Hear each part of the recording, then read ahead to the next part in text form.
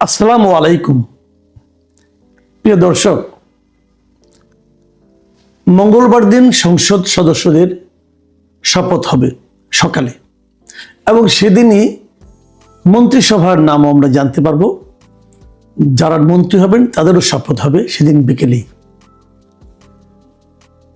তো যাত্রা শুরু হচ্ছে, সংসদের যাত্রা শুরু হচ্ছে নতুন একটা সরকারের, নতুন একটা গণতান্ত্রিক সরকারের, যে সরকারকে আমরা সবাই ভোট দিয়ে নির্বাচিত করেছি। নির্বাচনে কি হয়েছে, কোথায় খুঁটিনাটি কি সমস্যা হয়েছে, কোন বিষয়ে কি অভিযোগ উঠেছে, এগুলো নিয়ে বিস্তর আলোচনা হয়েছে, আগামীতেও হতে থাকবে। কিন্তু পাশাপাশি সংসদ চলতে থাকবে, সরকার চলতে থাকবে। সরকারের এই চলার পথে বিরোধী দল থাকবে, সরকারি দল থাকবে। বিরোধী দলের মধ্যে আমরা জামাতকে পাবো, এনসিপিকে পাবো। তাদের ভূমিকাটা আসলে কি হবে এটা নিয়ে আলোচনা হবে। কিন্তু আমার যেটা মনে হয় যে এই সংসদ গঠন হওয়ার পর প্রথম যে ঝামেলা, যে বিষয়গুলো নিয়ে হবে, আপনারা জানেন এর মধ্যে জুলাই সনদ আছে, গণভোট আছে। গণভোটের কারণে জুলাই সনদ বাস্তবায়নের একটা ব্যাপার আছে। এবার কিন্তু দুবার শপথ গ্রহণ হবে। একবার গণপরিষদ হবে একটা, যেখানে কি সংবিধান সংস্কারের জন্য একটা পরিষদ গঠন হবে। এই সংসদ সদস্যরা সেখানেও শপথ নেবেন। এই যে এত ঘটনা, এর মধ্যে আমার বিবেচনায় আগামীতে প্রথম বিরোধটা তৈরি হবে কি নিয়ে? প্রথম বিরোধ তৈরি হবে দুটো বিষয় নিয়ে, শুরুতেই একদম। এই দুটো সম্পর্কে আপনাদের একটু আমি বলতে চাই, আমার নিজের অভিমতটাও বলতে চাই। দুটো বিষয় কি? প্রথমত বিষয় হলো উচ্চ কক্ষ গঠন নিয়ে। উচ্চ কক্ষ গঠনে অলরেডি আমরা কিন্তু গণভোট পাশ করেছি এবং গণভোটে যে কথাটা বলা হয়েছে যে উচ্চ কক্ষ গঠিত হবে রাজনৈতিক দলগুলো যে শতাংশ ভোট পেয়েছে সেই ভোট প্রাপ্তির হিসাব অনুযায়ী।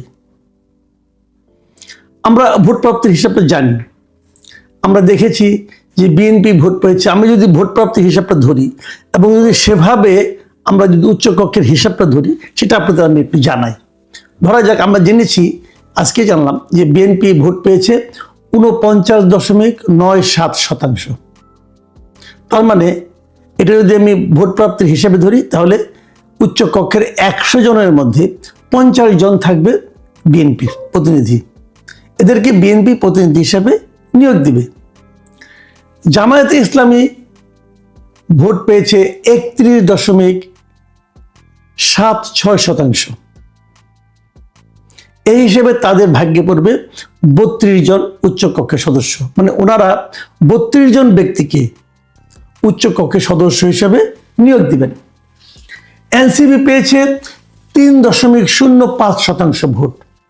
এর অর্থ এনসিপি 3 জন সদস্যকে মনোনয়ন দিতে পারবে। ইসলামী আন্দোলন, তারা কিন্তু একটি আসন পায়নি। ইসলামী আন্দোলন একটি আসন পেয়েছে, রাইট? ইসলামী আন্দোলন একটি আসন পেয়েছে এবং তারা শতাংশ হিসাবে ভোট পেয়েছে 2.70%। সেই হিসাবে তারাও 3 জন উচ্চকক্ষের সদস্যকে নিয়োগ দেবেন। বাংলাদেশ খেলাফত মজলিস, তারাও পেয়েছে 2.09%। সেই হিসেবে তারা উচ্চকক্ষে সদস্য দিবেন 2 জন। এছাড়া জমিয়ত উলামা ইসলাম, গণসংহতি, এরকম আরো অনেক গণসংহতি কিন্তু আসন পেয়েছে। তবে আন্দালিব রহমান পার্টির আছে, বাংলাদেশ জাতীয় পার্টি, তারা মানে প্রার্থী যাতে জয়ী হয়েছে, কিন্তু তারা কিন্তু যে ভোট পেয়েছে তারা কোনো মানে পিআর হিসাবে তারা কোনো উচ্চকক্ষে নিয়োগ দিতে পারবে না। এই যে আমি বললাম যে সংখ্যাগুলো, এগুলো যোগ করলে হয় 90 জন। এই বাকি 10 জন কোথায় গেল? বাকি 10 জন, ওই যে স্বতন্ত্র 7 জন আছে, হয়তো ওনারা কিছু নিয়োগ দিবেন। আরো খুচরা টুচরা যারা আছে, এগুলো আরো 3টা আসন তো এখন বাকি আছে, কারণ 3টা আসনের ফল এখনো ঘোষিত হয়নি, কাজে ওটাও হিসাব ধরা হচ্ছে না এখানে। তো এভাবে নিয়োগ হবে। এখন যদি এটা আসন সংখ্যার আলোকে হয়, যেটা নাকি বিএনপি চাচ্ছে, তাহলে বিএনপি 209 জন সংসদ সদস্য, তাদের দলের 209 জন, 209 জনের জন্য তারা উচ্চ কক্ষে পাবে 70 জন। দেখুন, মানে পিআর পদ্ধতিতে গেলে প্রায় 50 জন, আর নিম্ন কক্ষের আনুপাতিক হারে করলে পাবে 70 জন। আর জামায়াতে ইসলামী নিম্ন কক্ষে যে আসন প্রাপ্তি তার আনুপাতিক হারে করলে তারা আসন সংখ্যা পাবে উচ্চ কক্ষে 23 জন। এখানে 23 জন, আর পেয়ার পদ্ধতিতে করলে হবে 32 জন। আবার এনসিপি কিন্তু উল্টা হয়ে যাবে, কারণ এনসিপি উল্টা হবে না, এনসিপির একই দুরবস্থা হবে। এনসিপি পাবে যদি তাদের আসন সংখ্যার অনুপাতে হয় তাহলে পাবে 2 জন, আর পেয়ার পদ্ধতি পাবে 3 জন। তাহলে নিচে দাঁড়ালো কি? এটাই দাঁড়ালো যে পেয়ার পদ্ধতিতে উচ্চ কক্ষে নিয়োগের জন্য এনসিপি এবং জামাত বেশ জোরালো আন্দোলন করতে চাইবে, এমনকি খেলাফত আন্দোলনও করতে চাইবে। খেলাফত আন্দোলন তো আসন সংখ্যার অনুপাতে হলে তারা একটাও পাবে না, কিন্তু ভোটের অনুপাতে তারা 3টা পাবে। এই যে মানে আপনার বিরোধটা, এই বিরোধটা আপনি মেটাবেন কিভাবে? এবং এনসিপি এবং জামাতকে ছাড় দেবে না। আরেকটা বিরোধ তৈরি হবে, একদম শুরুতেই হবে। সেটা হলো যে সংসদীয় কমিটিগুলির সভাপতি কি হবে। সংসদীয় কমিটিগুলির সভাপতির জন্য এই যে পদটা, এই পদটার জন্য আগে এই জুলাই সনদে বলা হয়েছিল যে প্রত্যেকটা সংসদীয় যে কমিটি হবে সেই কমিটির সভাপতি হবে একজন বিরোধী দলীয় সদস্য। আর বিএনপি যখন তার ইশতেহার ঘোষণা করেছে সেখানে বিএনপি প্রস্তাব করেছে এই সংসদীয় দলগুলোর সভাপতি হবে জাতীয় সংসদে প্রাপ্ত আসনের আনুপাতিক হারে। তাই যদি হয় সেক্ষেত্রে কিন্তু অনেক কমে যাবে জামায়াত এবং এনসিপির প্রতিনিধি, যারা নাকি সংসদীয় কমিটির সভাপতি হতে পারবে। এই দুটো বিরোধ কিন্তু আগামীতে আমি মানে দিব্য চোখে দেখতে পাচ্ছি যে সংসদের যাত্রা শুরুর সঙ্গে সঙ্গে এই দুটো বিষয় নিয়ে একটা বড় বিরোধ হবে। কারণ সংসদের শুরুর দিকেই কিন্তু এই সংসদীয় কমিটিগুলোর সভাপতিকে নির্বাচন করতে হয়। এই দুটো সমাধান কিভাবে হবে আমি জানি না। জামাত যদি এটা নিয়ে আলোচনায় আসে তাহলে একটা বিষয়, অথবা জামাত যদি এটা নিয়ে আন্দোলনে যায় তাহলে আরেকটা পরিস্থিতি। আবার দেখুন,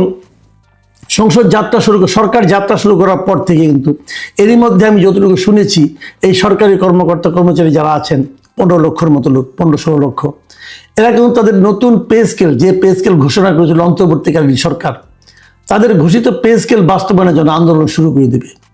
সে আন্দোলনটাই বা এই সরকার, নতুন সরকার কীভাবে হ্যান্ডেল করবে এবং সেটা বাস্তবায়নযোগ্য কিনা সেটা নিয়ে তারা কীভাবে আলোচনা করবে, এটা কিন্তু আরেকটা তাদের বিকট একটা সমস্যার মুখে কিন্তু পড়তে হবে। এইসব সংকটগুলো সমাধানের জন্য বিএনপি কি এর আগে উদ্যোগ নেবে? আমি এর আগেই বললাম কেন? আগে বললাম এই কারণে, আমরা দেখেছি যে গণতান্ত্রিক শাসনের, গণতান্ত্রিক ব্যবস্থার একটা চমৎকার চেহারা আজকে আমরা লক্ষ্য করেছি। সেটা হলো যে বিজয়ী দল মানে তারেক রহমান সাহেব, দলের নেতা তারেক রহমান সাহেব, উনি কিন্তু ডক্টর শফিকুর রহমানের বাসায় গিয়েছেন সৌজন্য সাক্ষাতের জন্য। এটাও কিন্তু আমার কাছে একটা নতুন ধরনের প্রবণতা, নতুন ধরনের দৃশ্য আমরা আমাদের দেশে দেখতে পেরেছি যে বিজয়ী দল তিনি নিজে, ওনার সঙ্গে যিনি পরাজিত হয়েছেন ভোট যুদ্ধে, তার বাসায় যেয়ে তার সঙ্গে সৌজন্য সাক্ষাৎ করছেন।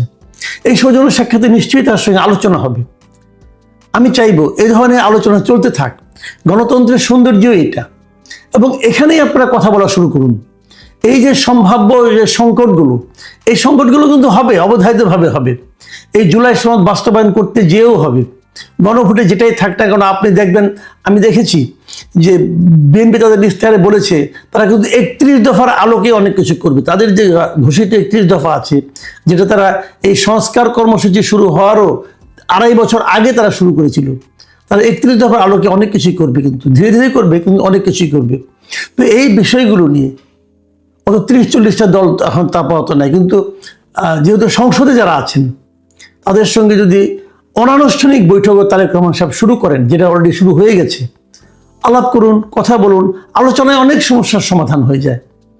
আমার কথা হলো যে নতুন একটা সংসদ যাত্রা শুরু করবি, শুরুতেই যদি বিরোধ তৈরি হয়, শুরুতেই যদি বিরোধী দল আন্দোলনে নেমে যায়, সেই জিনিসটা কিন্তু আমার মনে হয় আমাদের জাতির জন্য, দেশের জন্য, সরকারের জন্য একটা বাড়তি চাপ তৈরি হবে। কারণ আমি কিন্তু এনসিপির নমুনা ভালো দেখছি না। এনসিপির ওই যে একজন নেতা আছে আসিফ মোহাম্মদ সজীব, সে তো খালি কিছুক্ষণ পর পর আন্দোলনের ঘোষণা দেয়, উনি যে আসলে কি চান এটাও জানি না। এগুলি দিয়ে কি, আমি তো মনে করি ওনার বিরুদ্ধে খুব শীঘ্রই নতুন সরকার আসার পর শুরুতে ওনার বিরুদ্ধে ওদেরকে মামলা হওয়া উচিত। এখন কি এগুলির থেকে বাঁচার জন্য করেন কিনা আমি জানি না। তো যা হোক, সেটা আমরা পরে দেখবো কি হয়।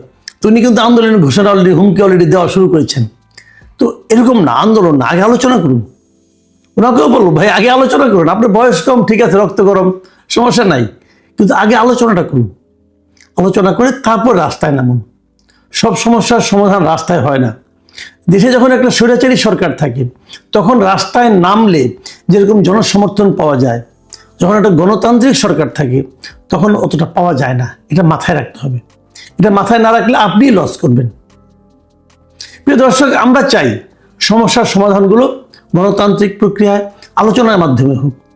এমনকি সংসদের অধিবেশনে 10 মিনিটও আলাপ না করে আগে যদি সমাধান করা যায় সেটাই ভালো, সেটাই করেন। আমরা আশা করব যে রাজনৈতিক দলগুলো এই বিষয়গুলো মাথায় রেখেই তাদের পরবর্তী কর্মসূচি গ্রহণ করবেন।